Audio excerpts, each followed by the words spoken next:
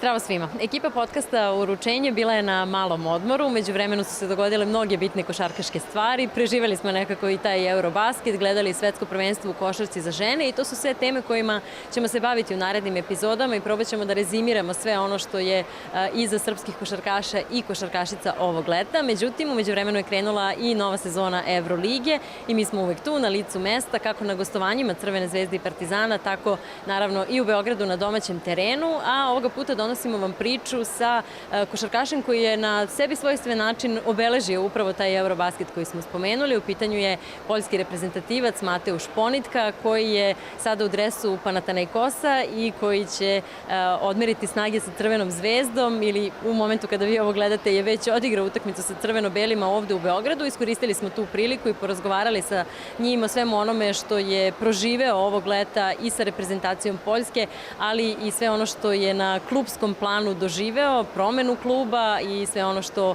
je obeležilo ovo njegovo leto. Pričao nam je i o nekim privatnim aspektima života i o tome koliko je to uticalo na njega i njegovu karijeru. Podelio je sa nama i zanimljive detalje sa reprezentacijom Poljske ovog leta i o svemu tome slušajte u narednih nešto više od pola sata.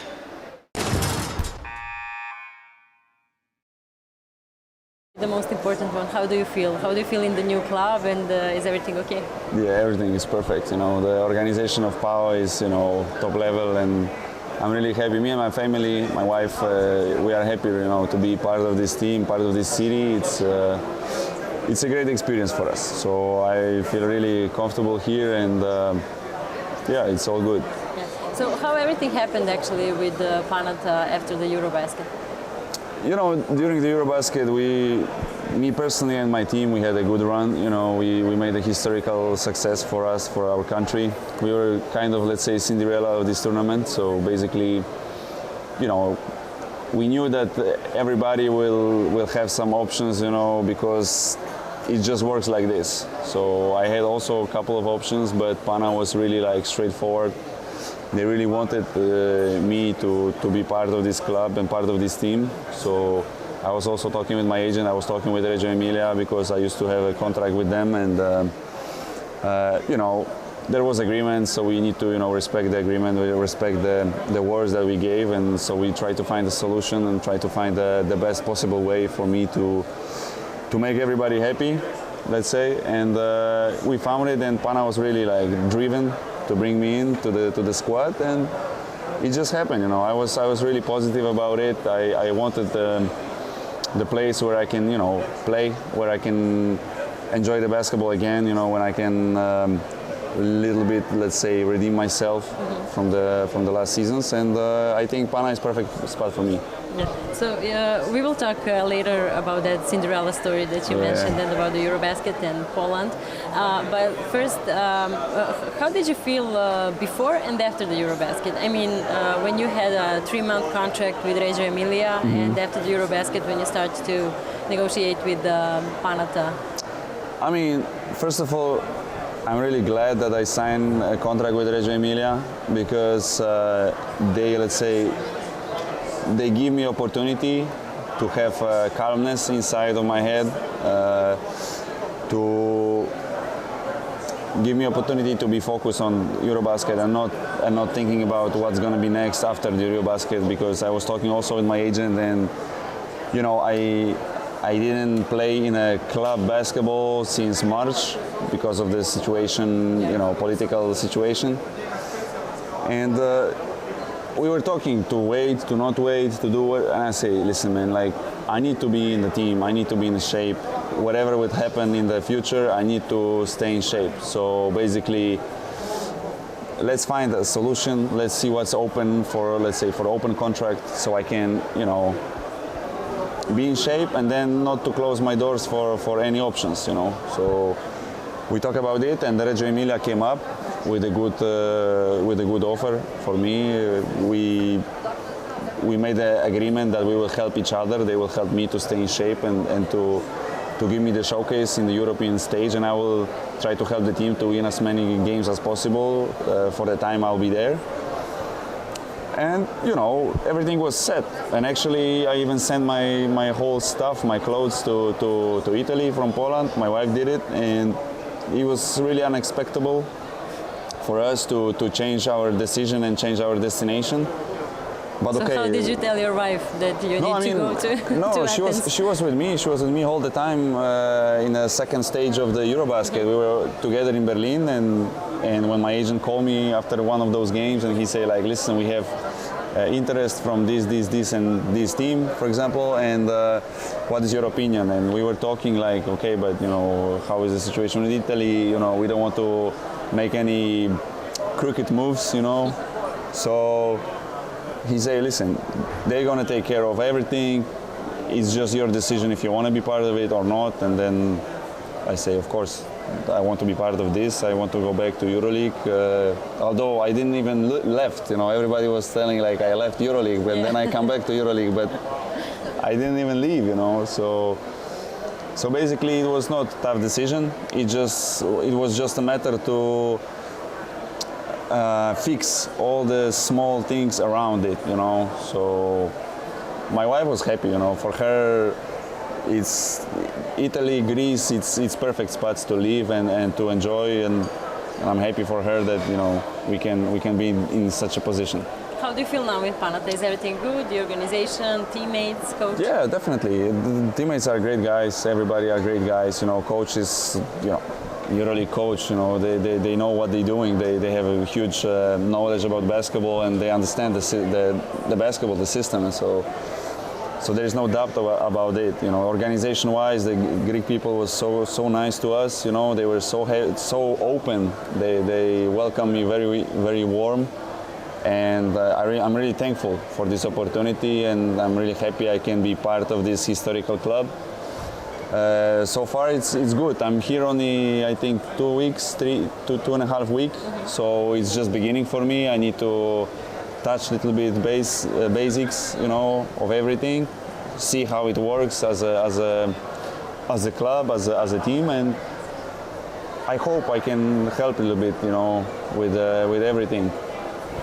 So we mentioned that the Eurobasket had a huge impact on you personally and on Poland basketball in general. But what do you think about the impact that Eurobasket had on every club in EuroLeague, preparation process for this season and everything? Was it a little bit weird or strange for you players? I think it's always much more difficult when let's say the big events are going through in the summer. Is it Olympics? Is it Eurobasket? Is it the World Cup? It's always, let's say, summertime. So most of the teams, especially from EuroLeague, the best players from EuroLeague, they go for their countries to represent them, and most of the teams, they have problems because the key guys are not there. Yeah. Okay, the foreigners, I know, Americans, they are coming, they are present from the beginning, which is also difficult for them because they watch us, for example, play in Eurobasket, and they are going to the practices and practicing, some situations where in 2 weeks or in 1 week everything will be different because the guys will come, different players, different feeling of the spacing of the basketball.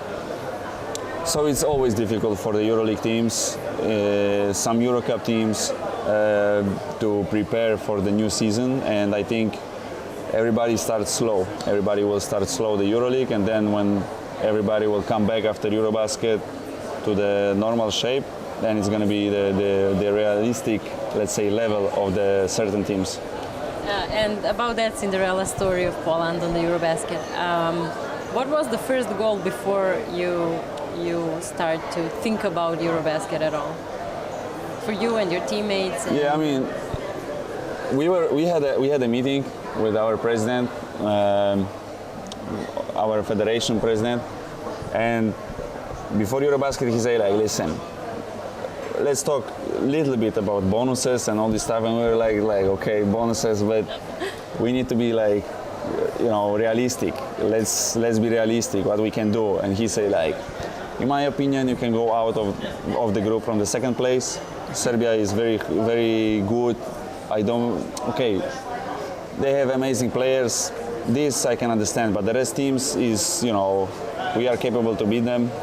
And then we will see. And then then he said the bonus for 1/8, then he said the bonus for quarterfinals, then he said the bonus for semifinals, and we are like looking at each other like, What did you guys okay, tell? but let's be honest, like, what we can do? Let's start from the wins, how many wins, that, and yeah, our minimum goal was to have 2 wins in the competition, because it means if you got the 2 wins, you are capable to advance from the first stage, from the first group. It came out later that 2 wins, it might not be enough, so hopefully we won really difficult games, especially with Czech Republic, the first game opener with the full gym in Prague, and when we won this game, we can see that clearly that something special is coming, because it's very important how you begin this kind of tournaments, especially when you are this underdog all the time. So we were not the favorites, and then you go with the tournament, you go with the flow. Actually, What did you think after the group stage? After the group stage, actually, we were thinking like there's a big chance for us, because we saw all the teams around, and okay, some of them we could be really competitive against. Some of them, if we would go against Greece, or if we would go against Serbia, if we were not the same group, then it will be like much more difficult than if you go against, for example, Ukraine. So we got the Ukraine, which Ukraine was also some kind of surprise, because they came out from the second place from their group. So actually, we were like, okay, let's do it. Like, we have one chance. A few years ago, I think it was Eurobasket in France. Mm-hmm. We were playing very good, and we had a bad schedule, because we came straight from the group. We came to Spain, and Spain later they won the Eurobasket. So, and now karma is back, so they a little bit help us with a better, let's say, draw. And we just got a chance, and I think that the chance for us and for Ukraine was 50-50. The game was also, on 50-50, and then at the end of the game, we were just better team. We made less mistakes. We made some shots, and we advanced to the quarterfinals. And then it was okay. What next? And that game against Slovenia, actually, do you still have like flashbacks on that game? Do you think about that? How do you feel? Actually, no. I don't think about it, because I had so many things to think lately. Pana, how to move from one place to another, how to adapt to the team, sets, this, that, many things over my head lately. So I didn't have chance even to analyze a little bit this Eurobasket. I understand that we made something big, and you can feel it, because wherever we go, not only me but our players from national team, they are really appreciated. People congratulate us, because it was really Cinderella story. So actually, no, I didn't watch the game. I remember certain moments when I started thinking about it, but in overall, I'm not thinking, about it. It's not the time for me to sit down on the couch and think what was, a month ago, because right now I have many other duties, and we have to focus on our games in EuroLeague and Greek League. So I just wanna put my attention to that. When it's gonna be maybe summer holidays next year, when I don't have to think about anything else, maybe I will come back to Eurobasket to see what was there. So what did the president say to you after the Eurobasket? Many nice words. He was so proud of us. Did you get the bonus? Yeah. We got a really good bonus, and we are really happy about it.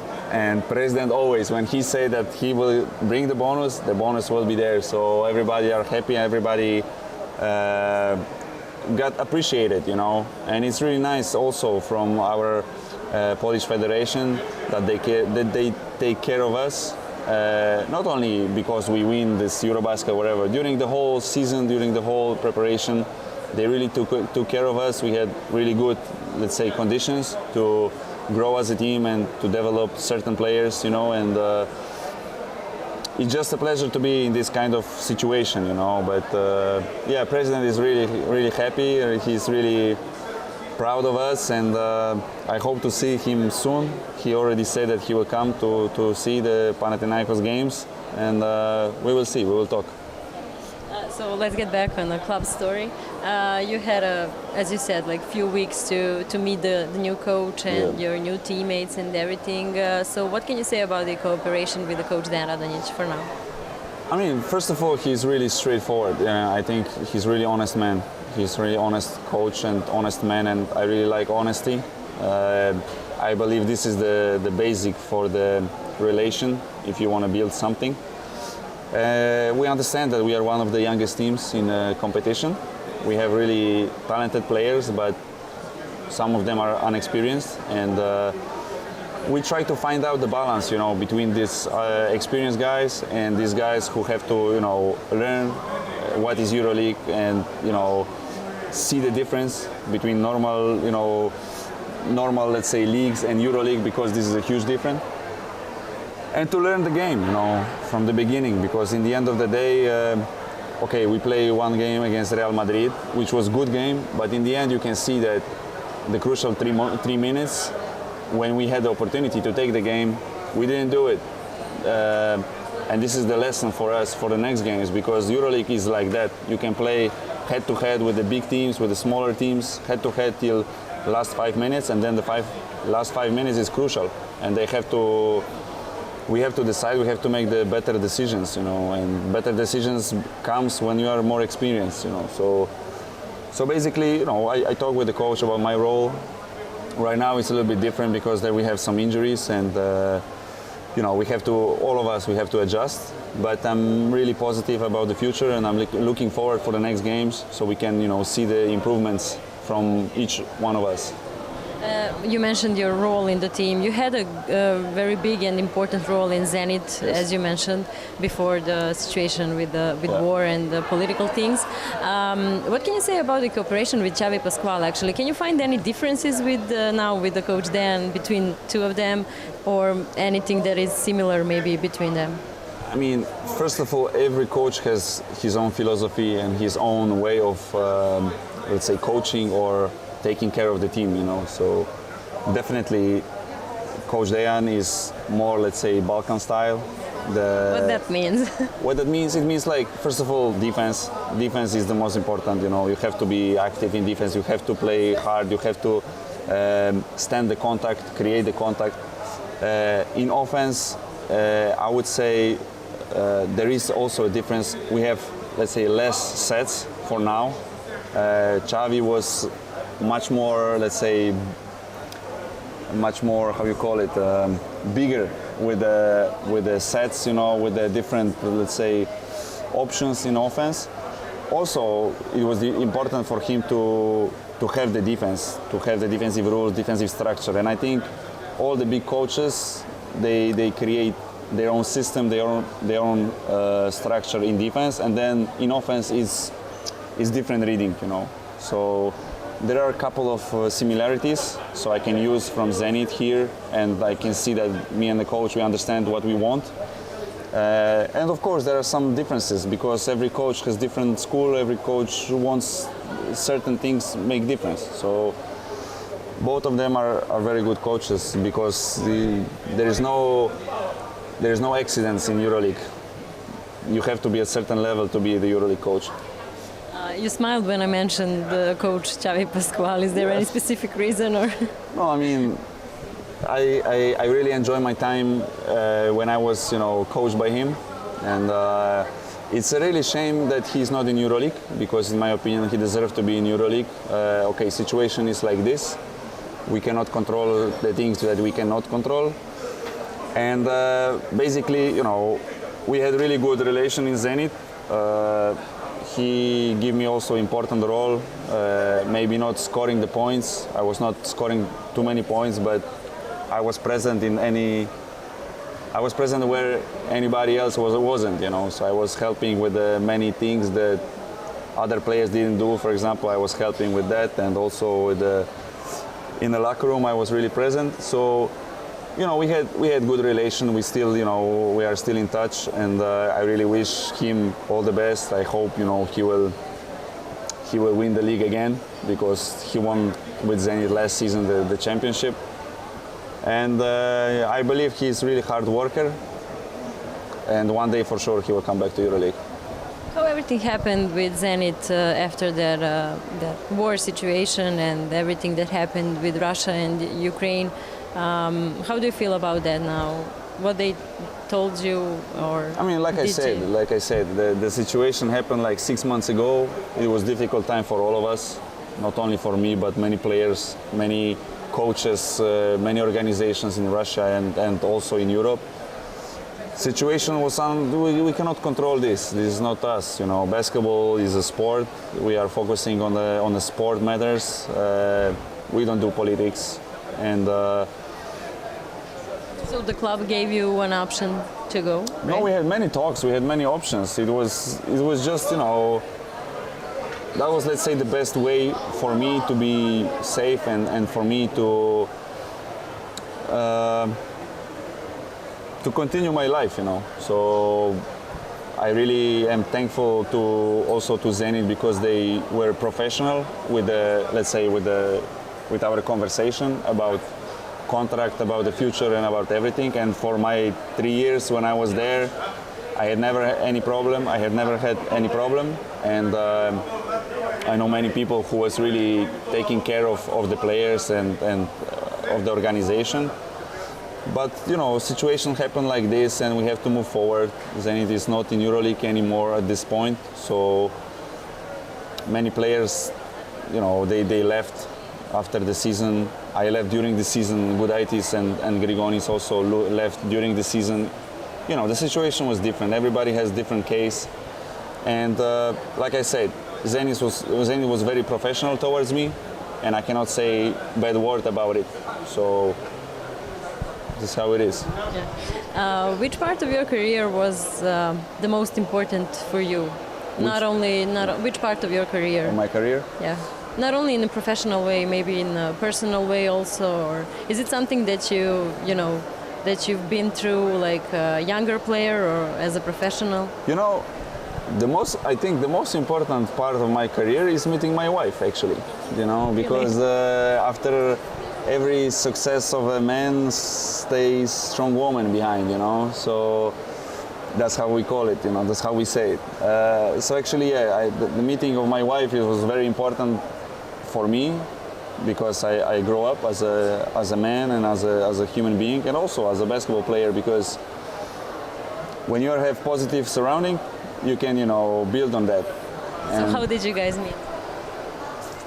On the game, actually, you know, she came to my game. So when I was in Asseco Procom Gdynia, back in the days in EuroLeague, and you know, we just met on the game, then, you know, few meetings and we fell in love with each other. So it was really funny story, actually. And my wife was more popular than me, so in Poland, so it was crazy. But yeah, yeah, and we're still together 10 years, so it's really nice. But if we're talking about, let's say, basketball, every year I learn from every year.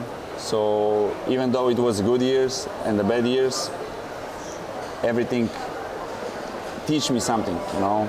So definitely last 2 years was a big lesson for me, and it changed a little bit my approach to the basketball, to myself, to my family and friends, you know. And thanks to that, probably I am where I am, and I am who I am. Actually. What do you mean when you say it changed you? I mean, when some things happens, for example, when the thing happened uncontrolled by you, and you're thinking that, okay, listen. So that's the example. I signed a 3-year extension with Zenit, and last year here when I was with Zenit, I think it was December, I was thinking, okay, next year I will come here again, you know, with Zenit or whatever, because I had a contract.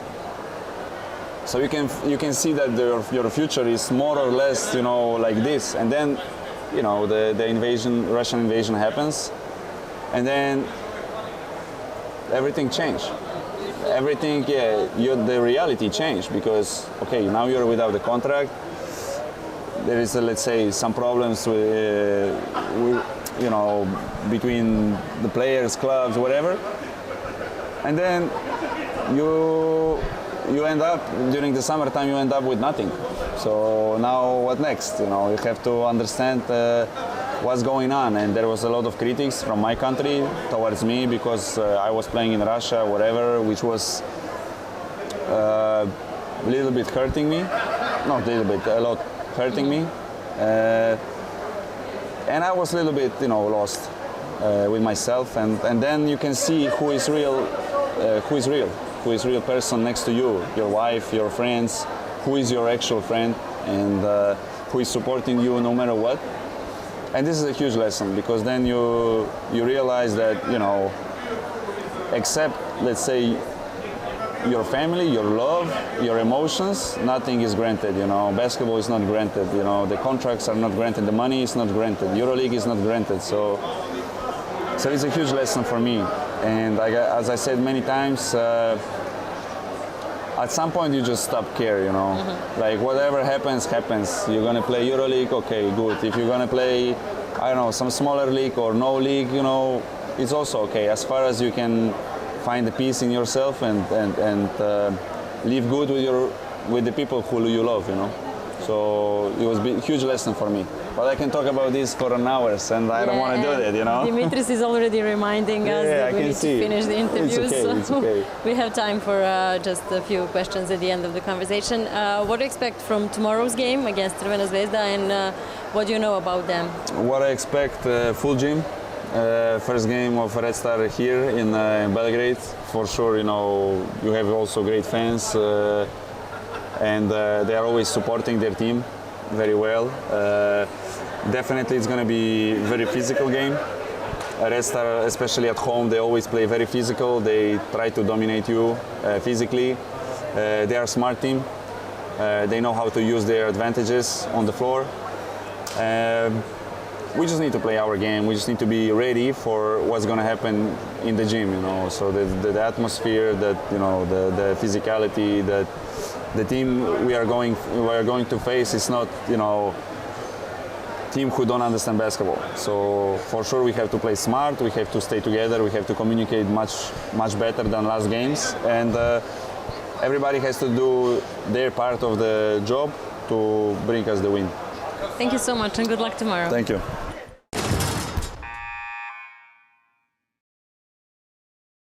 Ovom pričom samo smo praktično najavili sve ono što vas čeka u ovoj novoj košarkaškoj sezoni kada je reč o podcastu Uručenje. Vi naravno ostanite sa nama i narednih sedmica i pratite sve ono što se dešava u košarkaškom svetu na našim društvenim mrežama. Naravno pratite nas na YouTube kanalu kao i na Instagramu. Pišite i komentarišite, šaljite sve ono što vas zanima i predloge koga biste sve želeli da slušate u narednim epizodama. Toliko za sada od podcasta Uručenje. Ostanite uz nas.